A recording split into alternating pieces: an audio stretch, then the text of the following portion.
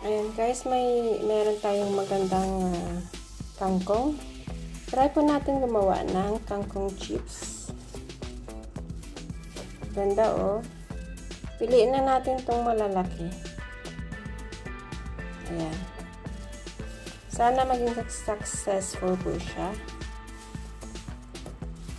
Sige, samahan nyo ako. Tara na!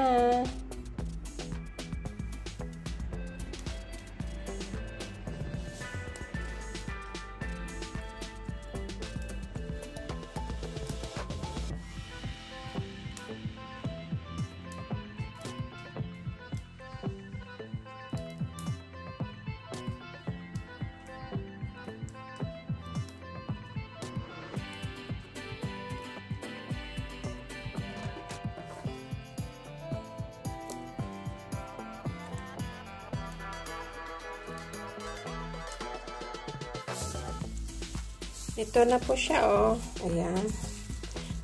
Ay, parang natatakam ako, ah. Samahan niyo ako, guys, ha. Ayan. Maganda yung malalapad. Ayan. Ganyan siya.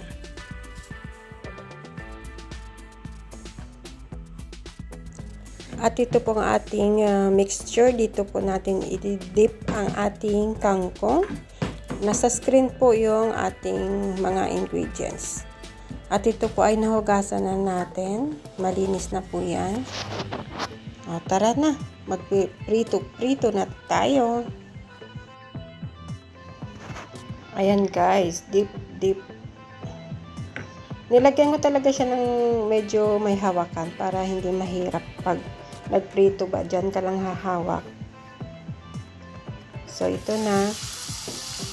Iprito na natin. So, struggle is real kasi mag-isa lang po tayo. Ayan, nakahawak yung isang kamay doon sa ating cellphone. Pero tiyaga lang, makukuha din natin yan. Try nyo guys. Ini-endorse ko talaga na gawin ito. At gumawa kayo ng inyong sausawan. Paborito yung sausawan. So, prito-prito lang muna tayo dito.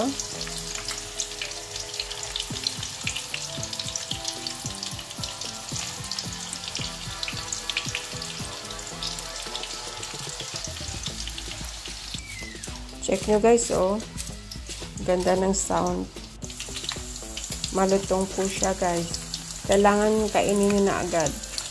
May natira ako pagka next day, pero malutong pa naman siya. Pero iba pa rin yung bagong luto. At syempre, sinasabi ko sa inyo, magugustuhan to ng inyong mga anak. Kasi sa akin, yes, she likes it.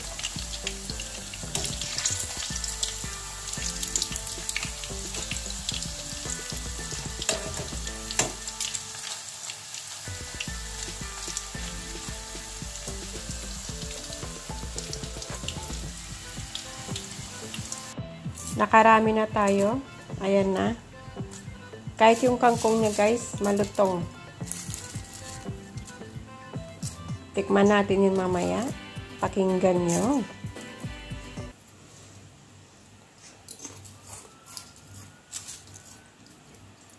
O, diba? O, masarap. So, ito ng ating kangkong chips na napakaganda. Ang ganda ng kulay, o. Sana guys, nag-enjoy po kayo sa ating video for today.